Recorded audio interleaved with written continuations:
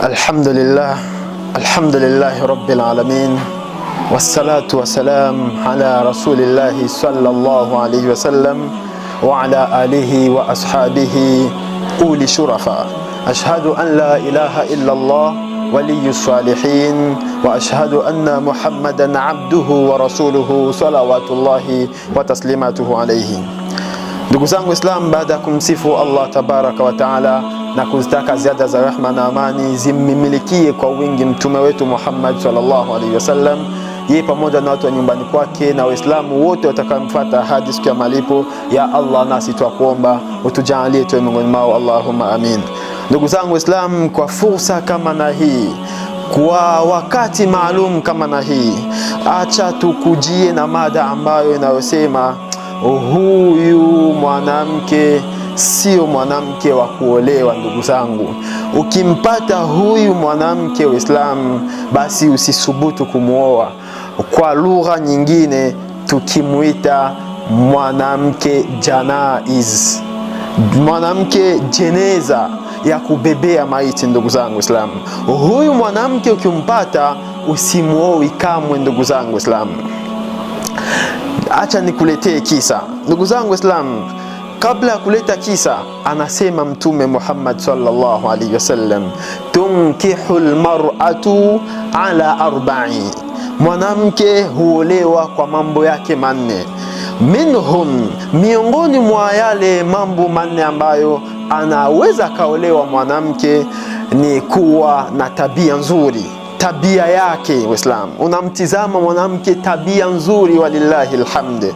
Sio unaenda kuwa mwanamke ambaye ukimwambia A anakupeleka kwenye Z, ukimwambia alif anakupeleka mpaka kwa wasalam. Ndugu zangu Waislamu, huyu ni mwanamke mbaya. Wasia wa Mtume sallallahu alaihi wasallam akatuambia tuoe mwanamke ambaye yuko na dini, tuliyadiadaka, basi mikono yetu sisi itakuwa yenye kupata nafuu au yenye kupata neema fulani. Ndugu zangu Islam, huku zama za mbele kulikuwa na mwanamama mmoja ambaye huyu mwanamama aliolewa ndoa yake ya halali na mme wake mcha Mungu, walillahi alhamd. Siku zikakwenda, siku zinakwenda katika ndoa yao. Kama tunavyojua Waislamu, mtu akiwa kwenye ndoa, watu wote, jamii yote inatizama hawa watu wawili wameoana, je, kwa nini hawapati mtoto au watapata mtoto lini? Lakini sasa ndugu zangu, katika hiyo couple ya wale watu wawili, huyu mwanamama ndugu zangu alikuwa na hiyo sifa ambayo tunasema alikuwa na sifa ya mwanamke janaiz, jeneza ya kubebea maiti. Ndugu zangu Islam, ilikuwaje? Siku moja wameshaoana, miaka nenda rudi, mtoto hawapati, kidogo punde kidogo mwanamama yule akawa amebeba ujauzito. Ndugu zangu, kabeba ujauzito, bwana akafurahi, akasema mashallah, alhamdulillah, nashukuru sana na nini, akapiga vigelegele kweli. Mtoto alipozaliwa, kama ilivyokuwa sunna yetu sisi Waislamu, tunampa jina baada ya masiku 7, hiyo siku ya hakika. Ndugu zangu Waislamu, siku ikafika, siku 7, yule mwanamama akamwambia mme wake, naomba kwa ihsani yako mme wangu uniache mimi ndo nimpatie jina huyu mwana yetu. Baba naye kwa furaha na kumpenda mke wake akasema, basi hiyo haina tatizo, wewe ndio utampa jina. Siku zikaenda, siku ya 7 ikafika, siku ya 8, siku zikasogea kidogo. Baba anamuuliza, mbona hujampa jina? Anambia, subiri kidogo. Siku zikasogea tena kabla pale, basi akaja kumpatia jina. Wakaishi hivyo, wakamlea hivyo, mimba nyingine kapatikana, mtoto huyo akazaliwa. Siku ya 7 tena hivyo mwanamama akamwambia mume wangu, nataka tena nimpe jina. Baba akasema, haina tatizo mke wangu, mpatie jina. Punde kidogo akampa jina. Siku tena zikasogea, ikafikia mpaka mtoto wa 4, wa 5. Ndugu zangu Islam, mwanamama yuko nampatia jina watoto wake na kuacha mme wake asiwape jina. Siku zilipoendelea kusogea, ndugu zangu Islam, siku moja sasa ikaonekana ya kwamba mtoto mmoja katika hawa ambao waliozaliwa akapata tatizo, ikabidi wampeleke hospitalini. Kumpeleka hospitalini, Waislamu, anahitajiwa kuongezwa damu. Waislamu, daktari anamuitisha baba yake yuko wapi, wanamuitisha baba, wanaangalia damu haziko compatible. Ndugu zangu Waislamu, Allahu akbar. Bwana uliza mama, mbona baba huyu haiko compatible, tunafanyaje? Baba anajiuliza, mbona mimi huyu ni mwanangu, nimemlea mimi mwenyewe na mapenzi yote. Lakini wanamwambia hapana, inabidi huyu apate baba yake wa halisi kabisa. Basi mama ikabidi mama aitishe kikao. Mama akaitisha kikao, akawaambia sa ukweli, familia nzima akawaambia, kwa kweli mimi hawa watoto baba yao sio ndo huyu.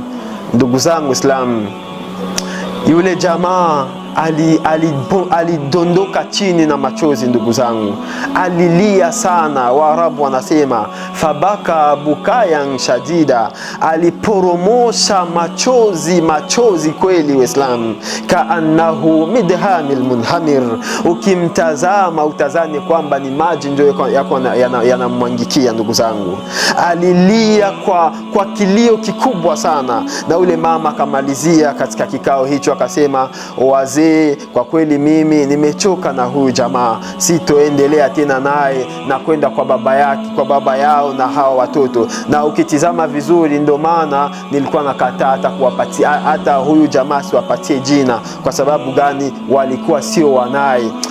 Jamaa yule Muislamu, mume wake akalia kweli, akalia Waislamu, akahuzunika, lakini hakukuwa cha kufanya.